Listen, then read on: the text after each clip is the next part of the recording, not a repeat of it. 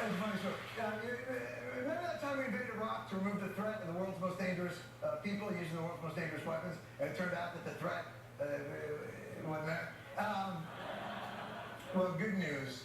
The threat's there now. In some measure due to the destabilizing effects of our intervention. And you'll never guess what the people who hyped the original plan would like to do now. We must grapple with how best to help Iraq meet this threat. It is absolutely essential that we stop ISIS from gaining its foothold in Iraq. We need air power immediately to stop the advance. We have to act. We must act. We must act. Well, if we do, I think you're going to need acting lessons. Look. But I do look forward to you and your friends starting a new play called A Streetcar Named We're Always Wrong!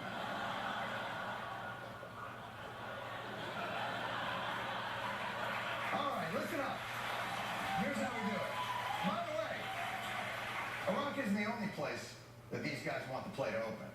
I support putting people in Africa. That's where this war's headed. Chad has been screaming for help from the United States. In Libya, we can have an influence. Helping the resistance in Syria. Whatever the Kurds need, we should provide them. Help arm the Ukrainian people. There is no substitute for American military assistance. In fact, in a blind weapons test, 9 out of 10 client states prefer weapons from the United States to those from, I can't believe it's not America.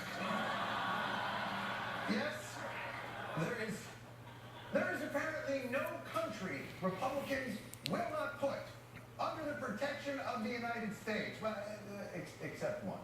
Senate Republicans today defeated a $60 billion plan for infrastructure jobs. Senate Republicans blocking a bill that would renew expired tax breaks. Blocked a $21 billion veterans bill. Blocked an increase in the minimum wage. Blocked the Paycheck Fairness Act. Blocked unemployment benefits. No is what the American people want. We're the party of hell no. Well, I just want you to know that sounds like a terrible party. I mean, will there be dancing and pizza? Hell no. Oh, I got an idea. How about not making it harder for people to get food stamps? Hell no. Okay. Do you do anything but complain bitterly anymore? Hell no.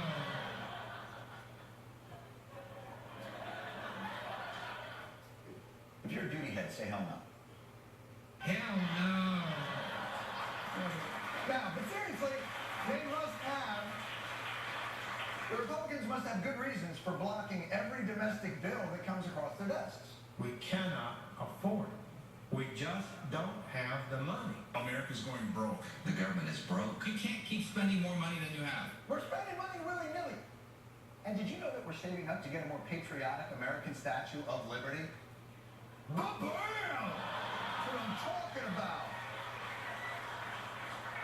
You know, there's all kinds of reasons why Republicans believe domestic spending is folly.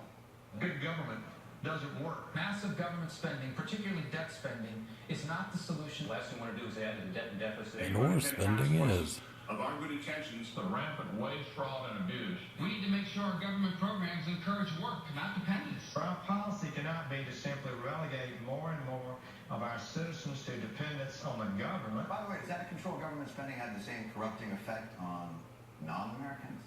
America's goal in Iraq was to help the Iraqi people build a democratic nation that can govern itself. create a real democracy for people that want it. Help Afghans begin to build a new democracy. Build their economy and provide basic services and expand health care as well as open up schools. And allowing for freedom to spread around the world. So basically, when we give other countries government assistance, they handle it great. But when we get it ourselves, it all up. Why is it you don't seem to care about unintended consequences, waste, fraud, and abuse, and cultural dependency when it comes to the unlimited checkbook we have for foreign military adventures? Of course, the war has been costly, but we have been protected from attack here at home.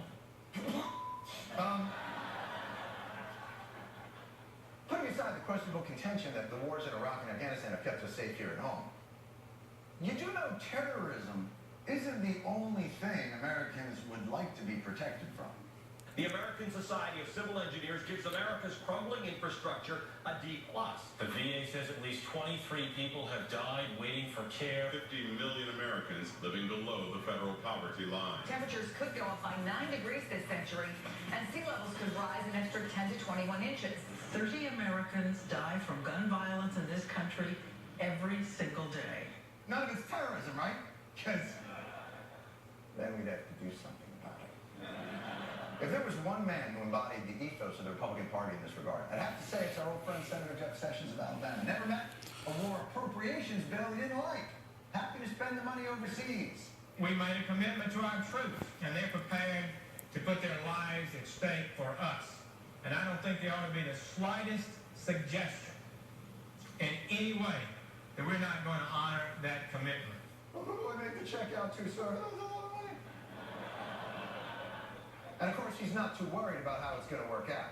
So you have faith that the cost of this war in casualties and the cost of like $500 billion in risks in terms of getting people in the world not liking what we're doing, which is fairly obvious, is all worth it, because if we do fail, things fail, and we come home, or we come home and after we come home it fails over there, they go back to some military coup. Isn't that a danger that we can't change the course of a country if we're only going to be there a limited amount of time? Well, I don't believe that's going to happen. No, he doesn't believe it.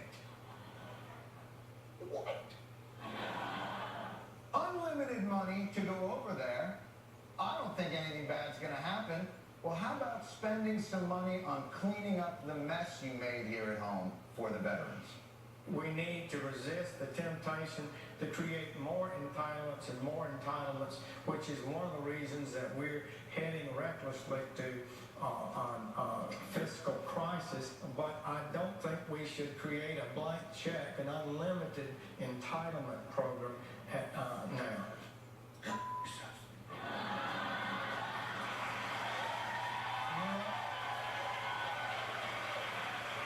I'm worried. I'm really worried about the Republicans.